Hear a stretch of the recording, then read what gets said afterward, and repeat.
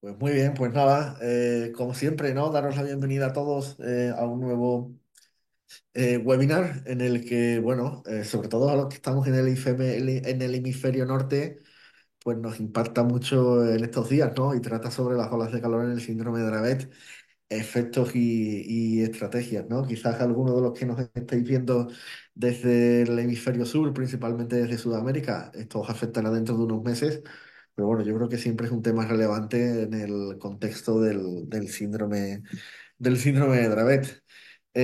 Como siempre, dependiendo de cuándo veáis este webinar, que ya sabemos que lo pondremos tanto en nuestra página web como en nuestro canal de YouTube, y dependiendo también desde donde nos estéis viendo ahora mismo, pues desearos los buenos días, las buenas tardes o las buenas noches. Eh, Nos encantaría, como siempre, que nos contéis de dónde sois y por qué estáis conectados a este webinar. Entendemos que es porque tenéis un familiar con síndrome de Dravet, pero ya sabéis, podéis utilizar los comentarios pues, para decirnos de dónde sois y por qué estáis conectados aquí. Desde luego, ¿no? Podéis darle me gusta al vídeo, podéis compartirlo. Al final, este vídeo, este webinar, este recurso es para las familias y cuantas más familias tengan acceso a ello, mejor. Así que nada, lo podéis compartir en vuestro propio perfil. Os dejo unos segundos para que le deis a compartir y pueda llegar a más y más personas. Ya sabéis, podéis utilizar la sección de comentarios para interaccionar entre vosotros mismos. Y al final de la presentación de Ángel tendremos una sesión de preguntas y respuestas. Con lo cual, bueno, nos podéis ir dejando además de vuestros comentarios, nos podéis ir dejando las preguntas que os surjan en la sección de comentarios y al final de la presentación, pues bueno, intentaremos repasar todas las preguntas y dar respuesta a todas ellas. ¿Con quién estoy aquí? Pues estoy con Ángel Aledo, neurólogo y epileptólogo de los hospitales universitarios Vitas. No sé, Ángel, si te quieres presentar brevemente. Bueno, tampoco me apetece ser muy largo con esto, pero sí, soy neurólogo y epileptólogo. Veo niños y adultos. Soy un epileptólogo y un neurólogo un poco raro, porque no veo esa frontera entre el niño y el adulto y ese problema de la transición, pues por suerte en nuestro equipo lo tenemos solucionado. Y dirijo un equipo multidisciplinar con fisios, con psicólogos, con neuropediatras, con neurólogos, epileptólogos con ensayos clínicos, con video EG, con neurogenética, un poco intentando cubrir pues todas las necesidades de un paciente Dravet y de otras epilepsias y encefalopatías epilépticas. O sea que, y luego investigo mucho en algunas áreas relacionadas con epilepsia y con encefalopatías y con genética. Y en concreto con José y con la fundación hemos hecho bastantes proyectos de investigación. Y uno de ellos es sobre olas de calor y síndrome de Dravet, del cual vamos a estar hablando ahora. Así que encantado y darte las gracias por la invitación, José. Muchas gracias, Ángel, por tu disponibilidad. Eh, ¿Sobre qué hablaremos en este webinar? Pues bueno, ya lo sabéis, ¿no? El impacto fisiológico del calor. Después se abordará también los mecanismos de sensibilidad térmica, las estrategias preventivas durante las olas de calor. Vosotros, muchos de vosotros que habéis participado en este estudio, comentaba Ángel, pues bueno, pues ya más o menos nos disteis algunas pistas sobre ello, la adaptación del tratamiento farmacológico en verano y por último, pero desde luego no menos importante, los protocolos de actuación ante crisis epilépticas inducidas por el calor. Eh, Como decía, al final de la presentación tendremos una sección de preguntas y respuestas. Nos podéis dejar vuestras preguntas en la sección de comentarios. Y desde aquí, daros de nuevo a todos las gracias por conectaros, desde luego también las gracias a ti, Ángel, por tu disponibilidad. Y yo voy a dejar de compartir pantalla para pasar a tu presentación, Ángel. Así que yo creo que si quieres puedes ir compartiendo pantalla. No sé por qué se me ha desactivado el vídeo. Puedes ir compartiendo pantalla y cuando estemos de vuelta, yo me activaré de nuevo y daremos un repaso a las preguntas y respuestas, a las preguntas que recibamos. Muchas gracias, Ángel. ¿Se ve mi presentación? Se ve tu presentación, perfecto. Fenomenal. Bueno, pues muy buenas a todos, buenos días, buenas tardes o buenas noches, según donde estéis y en el momento en el que estéis del día. Decir que ahora mismo, en el momento que estamos haciendo esto en directo, son las 10:23 en la España peninsular y ahora mismo hay 30 grados de temperatura, o sea que creo que este tema viene muy a cuento, pues porque los veranos cada vez son más intensos y en las grandes ciudades existe un efecto que se llama el efecto isla de calor, que vamos a comentar, que dificulta, ¿no? Que enfríen las temperaturas por la noche y que podamos dormir bien, ¿no? Y eso influye también en el riesgo de crisis. Entonces, bueno, la verdad que de nuevo agradecer a la Fundación permitirme compartir esta charla. Decir que este área de conocimiento, o sea, el investigar y el pensar sobre el impacto de las olas de calor en el síndrome de Dravet y en otras epilepsias, es algo relativamente nuevo, aunque las familias lo tenéis clarísimo. Nadie se ha parado a investigar esto hasta los últimos años. De hecho, el estudio que estamos haciendo con la Fundación y en el cual habéis participado muchos, es el primero que se ha hecho en todo el mundo. O sea que realmente muchas de las cosas que voy a comentar a veces son hipótesis, a veces son cosas que se sacan de información de otras áreas y a veces todavía están por responder. O sea que a lo mejor muchas de las preguntas que hagáis al final o que podamos discutir, pues quizá aún no las sabemos, pero pueden ser ideas para mejorar en el futuro, ¿no? Y hacer nuevos proyectos de investigación. Y bueno, pues justo un poco lo que comentaba José antes, los objetivos son entender la relación entre los factores ambientales, especialmente el calor y la epilepsia. Voy a hablar mínimamente de otros factores ambientales porque yo creo que también son importantes. Analizar la importancia de las olas de calor en el síndrome de Dravet y los datos que tenemos del estudio que hemos hablado y también las estrategias de adaptación en las investigaciones que hemos hecho. Decir que al final yo creo que está clarísimo que ya los profesionales sanitarios, y en concreto los neurólogos, no podemos centrarnos solo en poner fármacos y ya está, que es lo que se ha hecho durante mucho tiempo en los equipos de neurología, ¿no? Yo creo que tenemos que ir más allá y contestar a las necesidades, ¿no? De las personas con síndrome de Dravet y sus familias. Y una de ellas, a la que no se le había hecho mucho caso, era esto, ¿no? Entonces, empezar un poco como introducción general, eh, sabemos de sobra que las olas de calor cada vez son más frecuentes. Sí que parece que los eventos climáticos extremos, ¿no? Y en España hemos tenido varios ejemplos, ¿no? La Dana, las olas de calor excesivas, etcétera, son cada vez más frecuentes y esto pasa en muchas partes del mundo, ¿no? Y los factores ambientales, que por un lado pueden ser las temperaturas extremas, pero también puede ser la contaminación, sobre todo en las grandes ciudades, parece que influye en la salud cerebral y pues ahora hay muchos grupos investigando sobre esto, ¿no? En concreto, en la Liga Internacional contra la Epilepsia existe una comisión de cambio climático en la cual yo trabajo con otros investigadores y neurólogos de todo el mundo.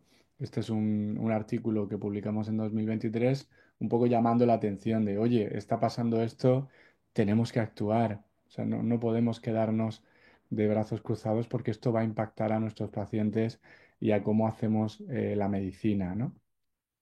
Entonces, si empezamos un poco de manera general, ¿qué impacto tienen las olas de calor en el cuerpo de cualquier persona sin tener que tener epilepsia o tener síndrome de Dravet? Sabemos que el calor produce una alteración de la termorregulación, ¿no? La regulación que tenemos todos de nuestra temperatura, que lo hace una parte del cerebro que se llama el hipotálamo.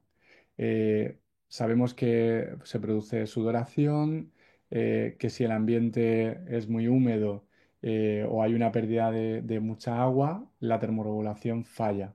Y esto es muy importante.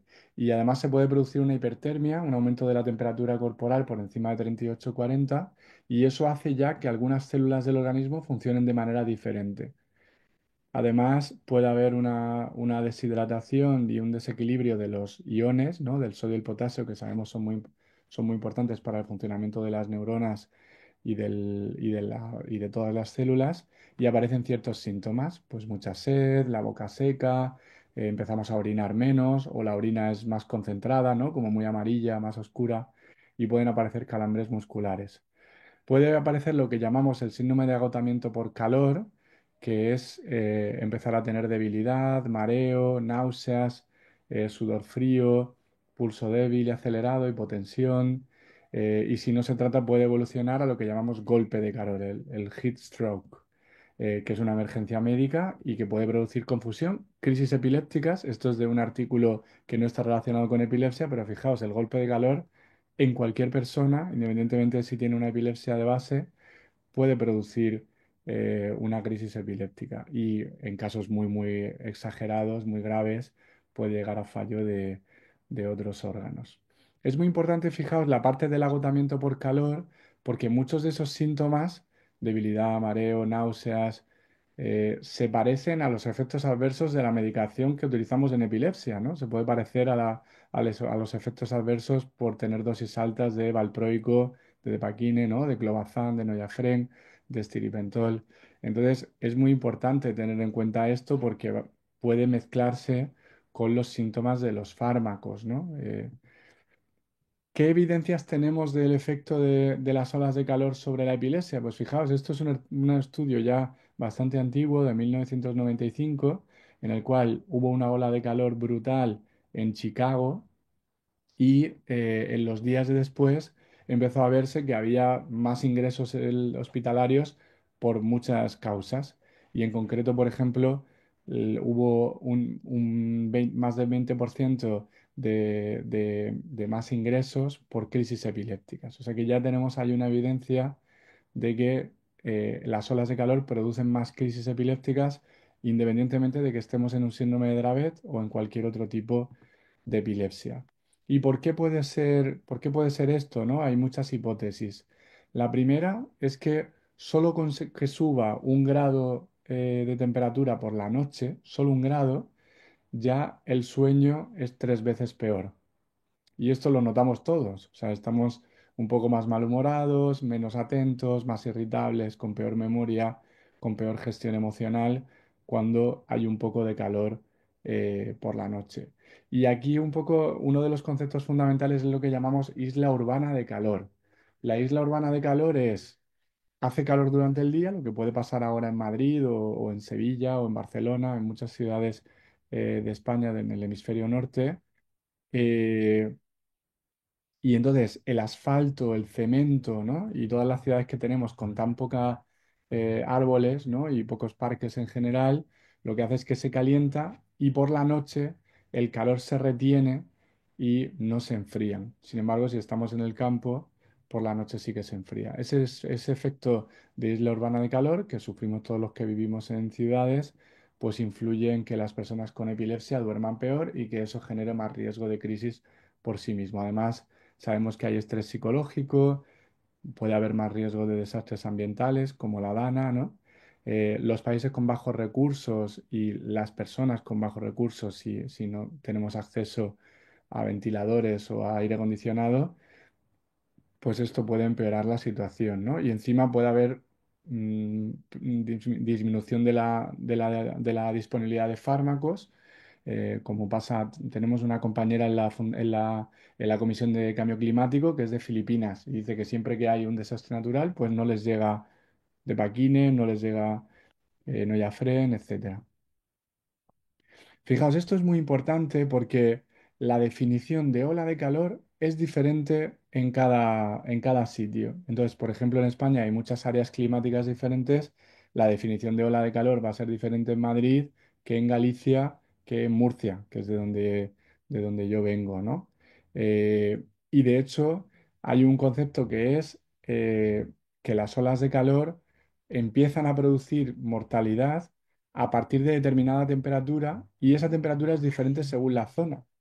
Por ejemplo, la mortalidad por ola de calor en Sevilla se produce a temperaturas más altas que en Madrid, ¿Por qué? Porque los sevillanos están más adaptados, ya sea por sus casas, ¿no? Por su aire acondicionado, por su cultura o por por qué conductas hacen cuando tienen olas de calor, porque están más acostumbrados que los madrileños, por ejemplo, ¿no? Y estos, a su vez, más acostumbrados que las del norte de España. Perdona que ponga ejemplos sobre todo de España, pero al final es el terreno donde vivo y donde tengo más evidencia de la que hablar, ¿no? ¿Y qué pasa con las epilesias sensibles a la temperatura? Que sabemos que el síndrome de Dravet es la más importante. Pues curiosamente, el único estudio que hablaba hasta ahora de cómo las temperaturas cálidas las evitaban los padres y las familias cuando tenían un niño con síndrome de Dravet era un estudio sueco, que esto llama mucho la atención, ¿no? Como claramente los suecos, sus olas de calor son muy suaves y tienen muy poco calor, pero están preocupados y lo ven con cierta amenaza, ¿no? Entonces este estudio sí que hablaba que las dos cosas que más evitaban las familias suecas de la vez eran las temperaturas cálidas y el ejercicio físico para evitar las crisis.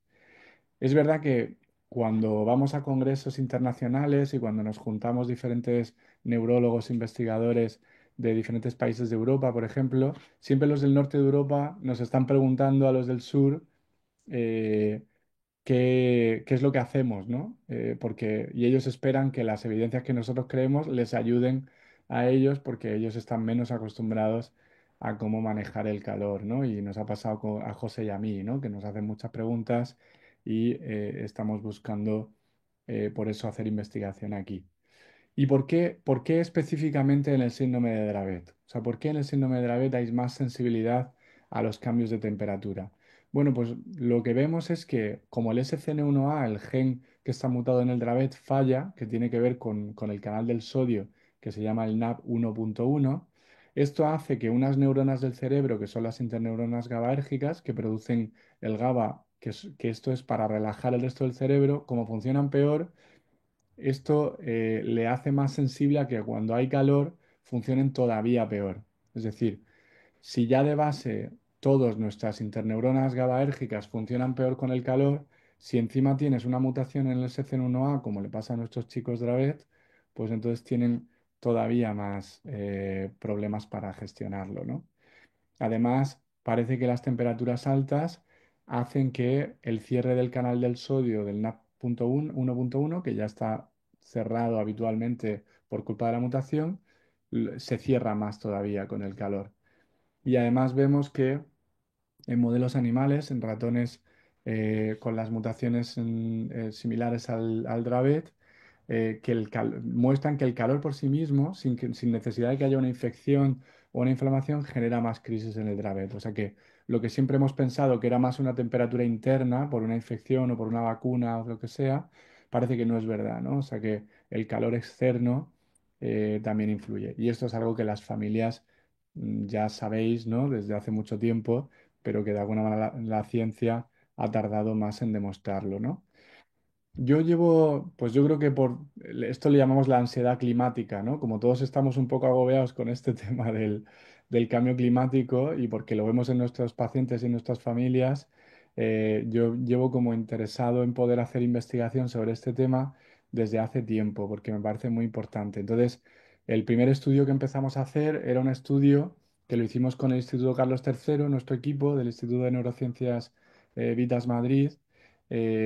En el cual intentamos ver si los ingresos por crisis epilépticas, esto es epilepsia en general en la Comunidad de Madrid, se relacionaban con variables ambientales. Y las variables ambientales son que haya más contaminación, que haya más ruido, que esto es una cosa que no le damos tanta relevancia, pero el ruido influye mucho. Cambios de presión atmosférica, viento, temperatura, o sea, un montón de variables. Y lo que vimos, curiosamente, es que lo que más se relaciona con aumento de crisis, esto en epilepsia en general, era el ruido era lo que más, el ruido, fijaos, diurno, no el ruido por la noche que no me deja dormir, sino el ruido durante el día por el efecto que haga, ¿no? Y luego el NO2. El NO2 es el producto de el quemar el gasoil, sobre todo de los coches. Y además también había más ingresos por crisis epilépticas en olas de calor. Esto probablemente si lo hubiéramos hecho solo en síndrome de Dravet seguro que las olas de calor influyen más que los otros, ¿no?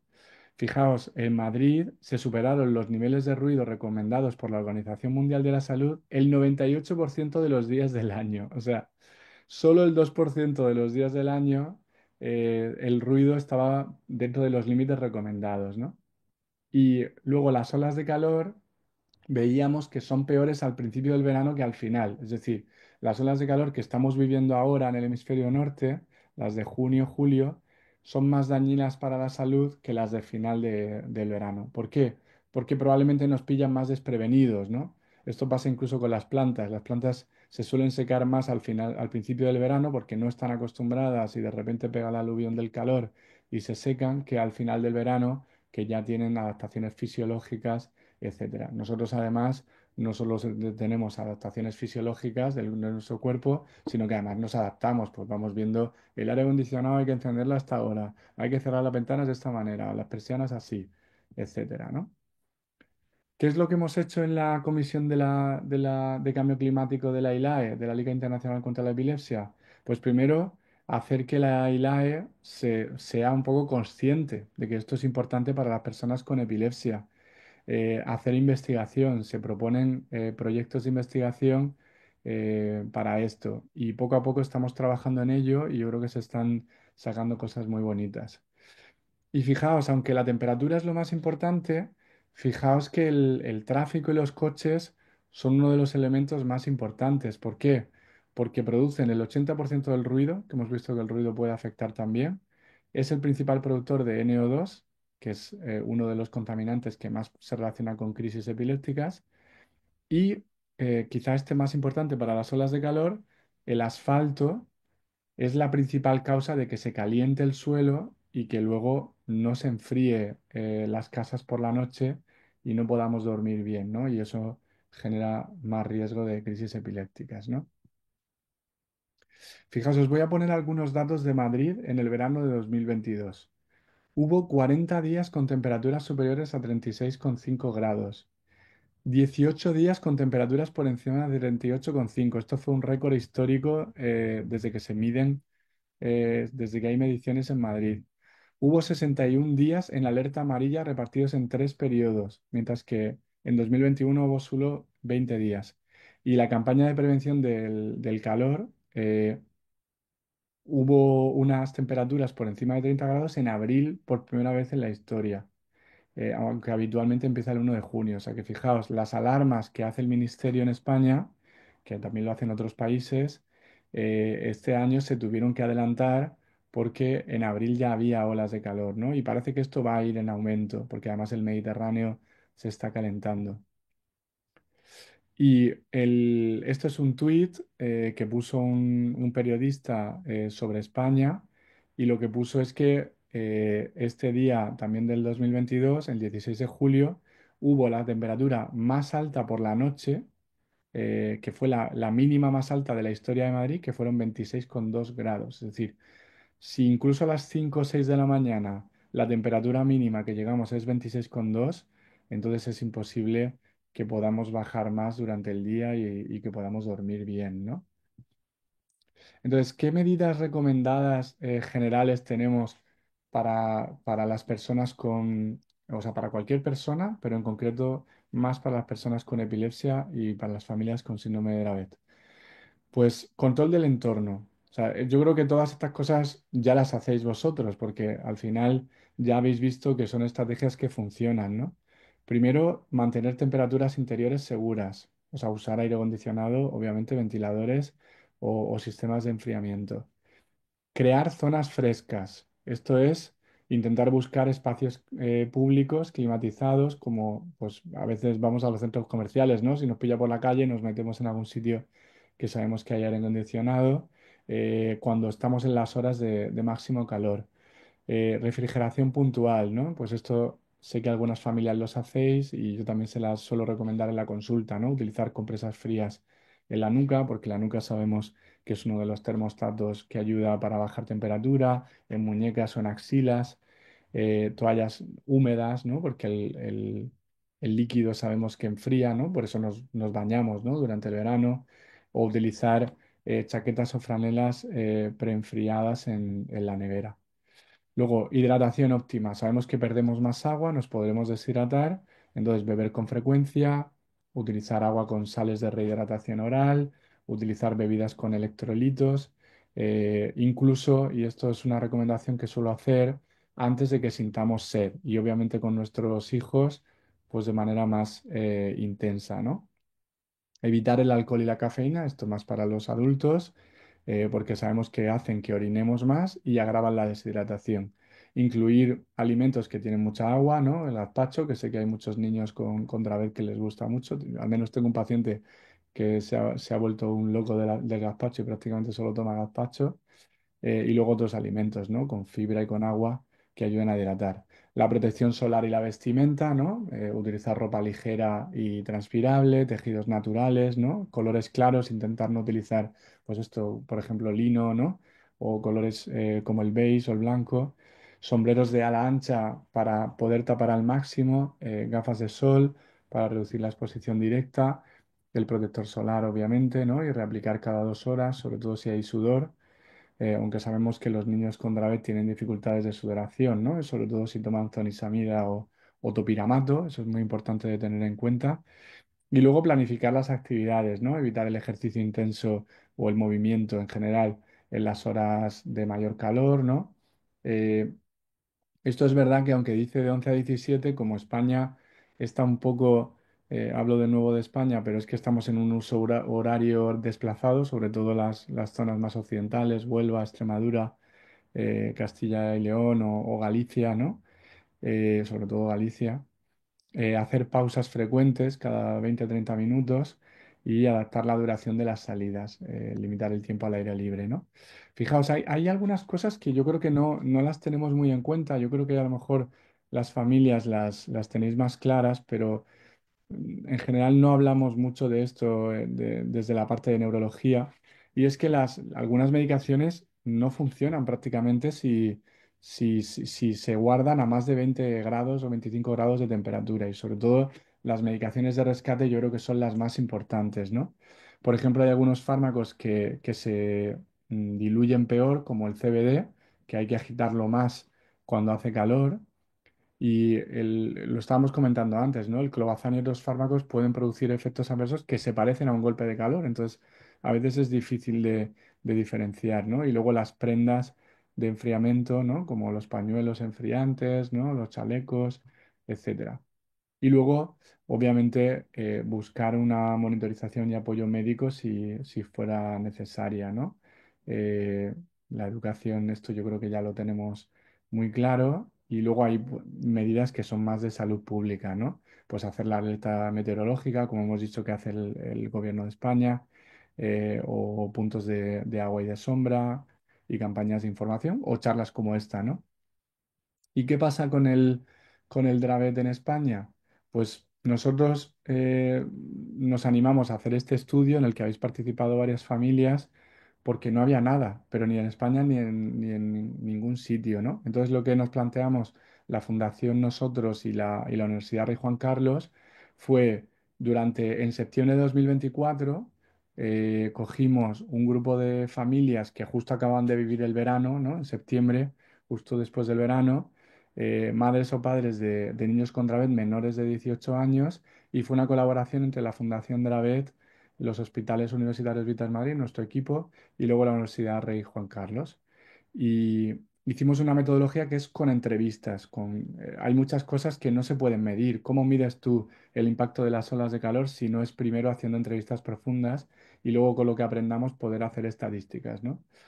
Esta es una foto del último congreso de la Liga Internacional contra la Epilepsia, que estuve con José y con Simona y fue genial porque pudimos presentar los primeros resultados de este estudio. Hubo mucho interés por parte de la comunidad de epilepsia, la verdad.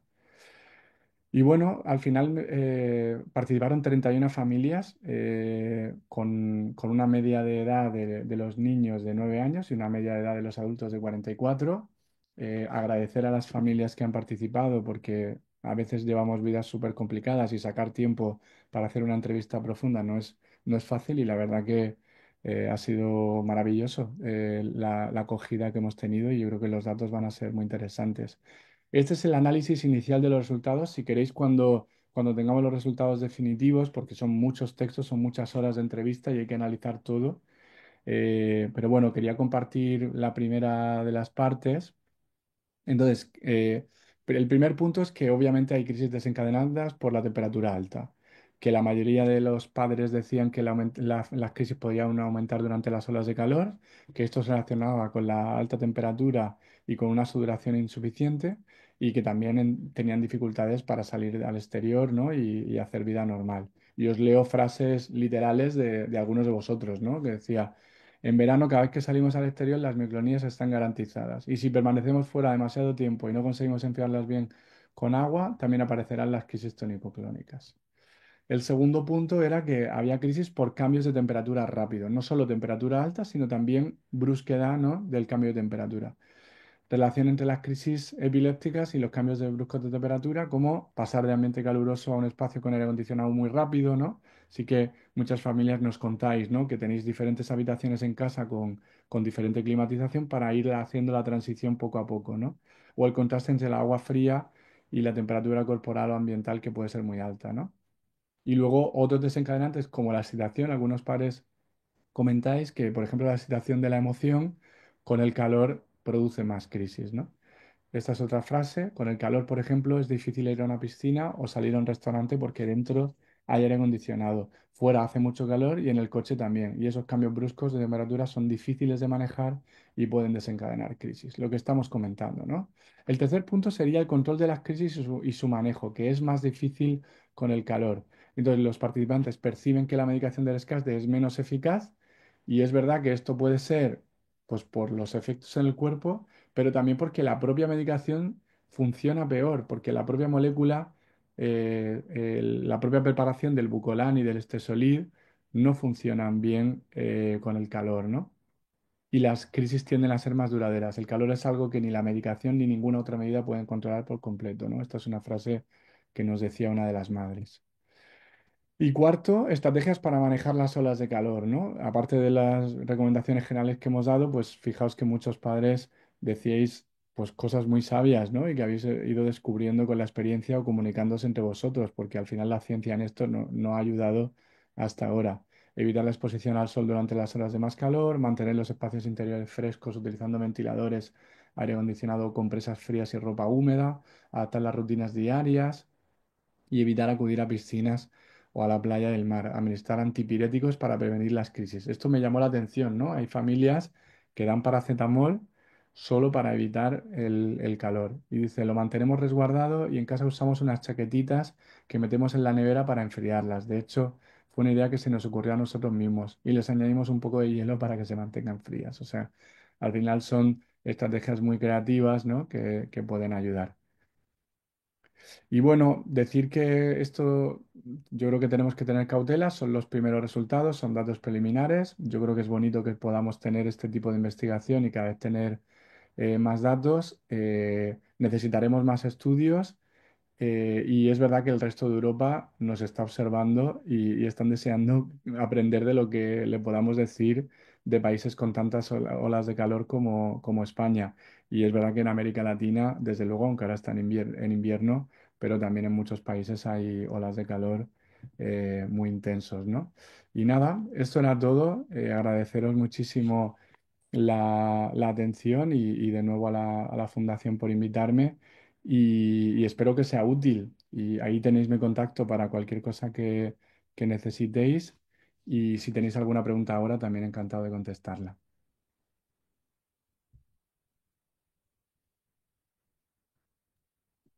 A ver, dejo de compartir la pantalla. No te escucho, José, ¿eh? A ver, Ahora sí, ahora sí. ahora sí. Yo creo que sí, decía que sí, ¿no? Que tenemos aquí un par de preguntas. Voy a empezar por la primera de Jessica desde Perú, que nos pregunta si en la edad adulta puede mejorar la sensibilidad al calor o la fiebre. Pues es verdad que eso no lo hemos, o sea, al calor no lo hemos estudiado, a la fiebre sí que sabemos que disminuye. O sea, los adultos con Dravet tienen más crisis no relacionadas con fiebre, muchas veces relacionadas con el sueño y con otros desencadenantes, y en general tienen menos sensibilidad a la temperatura corporal, a la fiebre.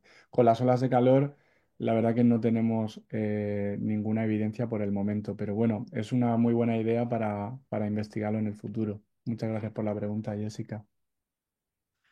Y tenemos también otra pregunta de Eva, desde Valencia, que nos pregunta si recomendarías meter Bucolang en la nevera durante los meses de verano. Pues yo creo que sí, Eva. Yo creo que es una muy buena pregunta y yo creo que sí, porque es verdad que la evidencia es que por encima de 20 grados ya empieza a no funcionar igual y por encima de 25 claramente no funciona igual. Tanto el Bucolán como el Estesoliz, los dos.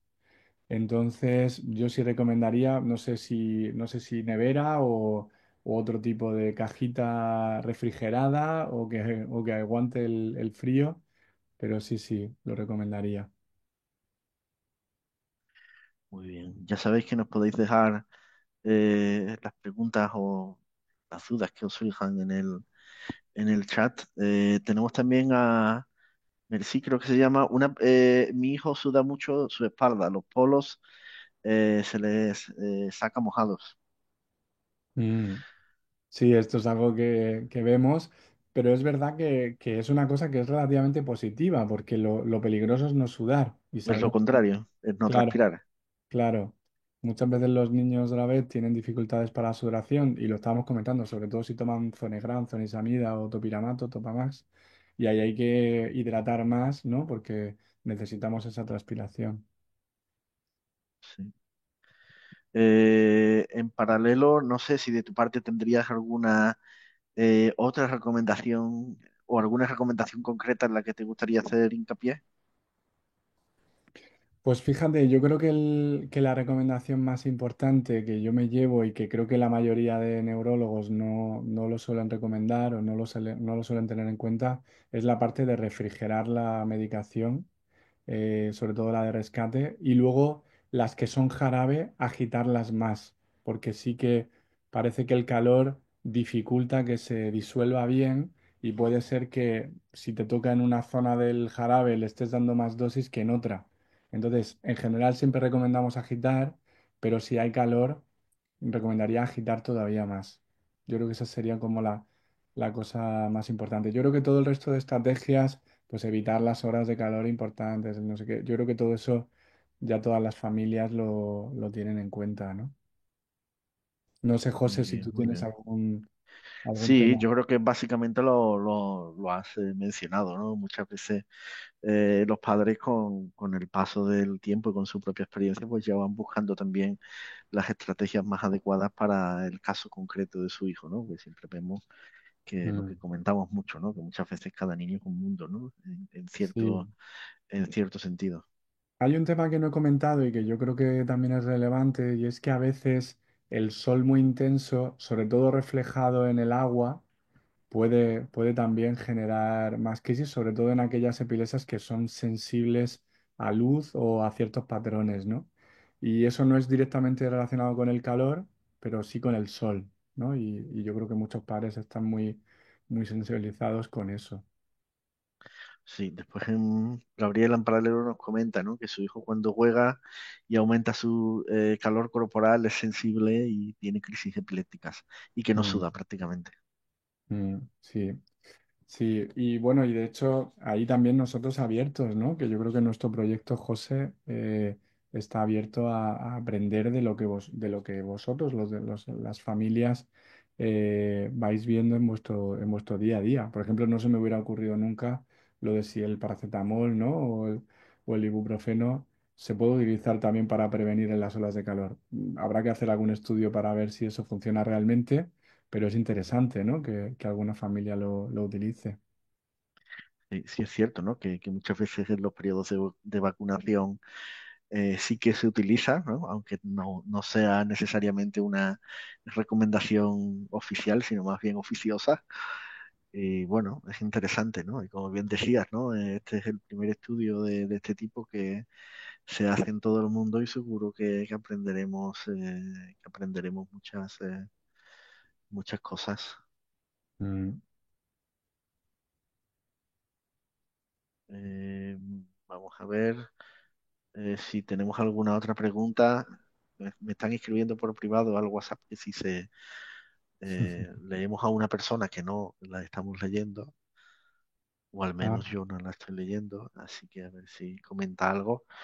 Si luego no, los ya os comentarios sabéis, se sí. quedan en el Facebook o cómo funciona. Se quedará en nuestra página web, en la sección de familias, hay una página que se llama Webinars Educacionales, se quedará ahí y Qué también bien, estará en nuestro canal de YouTube. genial. Eh, Después comenta Gloria Topiromato, por ejemplo, nosotros somos de Valencia y no nos funcionó al revés, no regulaba, no sudaba, se ponía mojado, nosotros lo mojábamos con un pulverizador. Y después es muy gratificante contar con profesionales que estudian el tema y que le quitaron Topiromato básicamente por eso. Fíjate. Pues sí, pues muchas gracias por compartirlo porque eso es un tema que es súper importante, el del topiramato. Sí, sí, sí. Es cierto, ¿no? Que muchos pacientes pues reportan eh, los problemas, ¿no? De transpiración, sudoración en, con topiromato, ¿no? Sí, con zonisamida, con Zonegran también, aunque algo menos, pero sí, es una de las cosas que hay que Sí. vigilar. Después Magalí preguntaba si solo hay que guardar la medicación de rescate en la nevera o las de base también, como fenfluramina y Depakine. Pues mira, investigando fenfluramina he visto que no tiene problemas y de paquine hay más dudas. O sea, parece que es más resistente que la medicación de rescate, pero también por encima de 30 grados o así se puede estropear. En cualquier caso, mantener la medicación fría no le supondría ningún perjuicio, ¿no? Con lo cual, si Correcto. queremos ser conservadores y cautos, lo mejor sería tenerla en frío. Totalmente de acuerdo. Sí. Mm.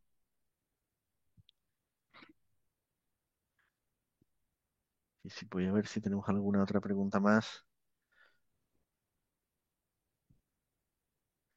Sí, después Jessica nos comenta, ¿no? Que su hija va a cumplir 18, que este verano que pasó no tuvo crisis, pero que la bañaban en las horas de más calor y al atardecer. Mm, sí, sí, sí, es muy buena estrategia. Mm. Pues no sé si tenemos alguna otra pregunta más o si te gustaría añadir, son ya las 11 y 2 o 3 minutos en España. No sé, Ángel, si te gustaría añadir algún punto final, alguna conclusión, algún mensaje clave. Bueno, yo creo que por mi lado, por la parte profesional, que nos tenemos que poner las pilas, que no nos podemos limitar a poner fármacos y ya está, o sea que tenemos que meternos en todas las áreas para poder ayudar a los pacientes y a las familias y que creo que este área es muy importante. En el síndrome de Dravet, clarísimamente, para cualquier enfermedad en realidad, porque las olas de calor impactan a todas las personas vulnerables, pero en síndrome de Dravet es todavía más intenso, ¿no? Y por parte de las familias, que yo creo que sabéis más que la mayoría de profesionales, nosotros porque estamos muy sensibilizados, José y la fundación y yo y nuestro equipo, pero en general creo que sabéis más que la mayoría de profesionales y que vamos a intentar divulgar todo esto que estamos aprendiendo por los proyectos de investigación que estamos haciendo para que más profesionales se sensibilicen, ¿no? Y que lo conozcan y que puedan hacer recomendaciones cuando vais a preguntar en la consulta, ¿no? Así que yo creo que escucharemos más sobre este tema y lo iremos compartiendo, ¿no? Con todos vosotros. Seguro que sí, seguro que sí. Además, como comentabas, ¿no? Este es el principio, ¿no? De este estudio, ¿no? En el que hemos hecho entrevistas profundas a un número limitado de familias y la idea es hacer una encuesta ya más cuantitativa a un número mayor de familias para que podamos tener también pues una mayor perspectiva, ¿no? Así que bueno, probablemente en los próximos meses lancemos esta encuesta y podamos llegar a tener pues bueno, una mejor visión eh, de lo que significan los eventos extremos climáticos, en este caso las olas de calor en las familias con síndrome de Dravet, ¿no?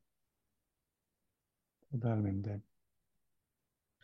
Pues nada, yo creo que nos tenemos que quedar con eso, ¿no? Que básicamente estos eventos extremos de calor en el síndrome de Dravet, pues bueno, suponen un riesgo y un reto para los pacientes y las familias con síndrome de Dravet, que al final, pues bueno, tenemos que seguir una serie de estrategias para poder minimizar los riesgos y que desde luego, tanto desde la Fundación, con la colaboración de Ángel y de otros investigadores, pues intentaremos aportar un poco de luz sobre cómo se puede avanzar en este tema. Así que yo creo que con esto podemos cerrar el webinar de hoy. Daros las gracias a todos vosotros por participar. Ya sabéis, los que os hayáis unido un poco más tarde lo podréis ver completo desde el principio en nuestro canal de YouTube o página web a partir de mañana prácticamente, una vez lo hayamos subido. Y desde luego darte las gracias a ti, Ángel, por tu tiempo y disponibilidad. Muchas gracias. Muchísimas gracias a vosotros por invitarme. Un abrazo Buenas muy noches a fuerte. todos. Un abrazo. Chao. Chao, chao. Chao.